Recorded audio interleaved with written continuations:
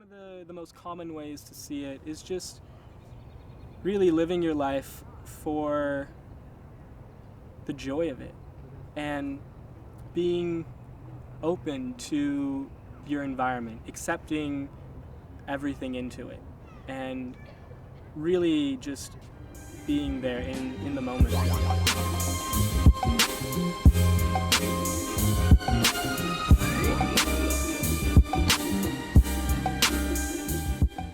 I'm Robert Weiler. I've been slacklining for about 2 years now. I was first introduced to slacklining when I was walking down Venice Beach, and I saw someone with a line set up and didn't really know what it was, but was kind of intrigued by it, really. So I thought I'd give it a try. And I wasn't able to take any steps, but it really opened my eye to a whole new world. But I didn't really realize how far it would take me until much later. There's 3 different variations of slacklining, and those are long lining, trick lining, and high lining. Long lining implies a much longer slackline. We're talking hundreds of feet long. I think the world record right now is 1,774 feet.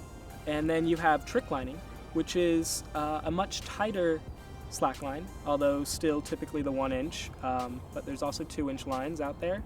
And people will throw amazing tricks. You have butt bounces, the traditional butt bounces, chest bounces, and then even backflips and all kinds of crazy combinations of them. And then high lining, which is my favorite, I suppose, out of the 3. And it just implies a slackline high up in the air, really at any distance, any height, any length, and typically done with a leash and steel rings on the line so that we're always safe. It really just pushes the sport to grow in all different directions. Gear is inherent in slacklining. It's something you can't avoid. Some of that gear is, you've got span sets, shackles, web locks, webbing, pulleys, static rope, some sort of brake, which in our case is a gree-gree. And yeah, it's very important to know all of your gear so that you can do it safely. So one of the great things about slacklining is the community basis around it. Everyone is very welcoming and very knowledgeable.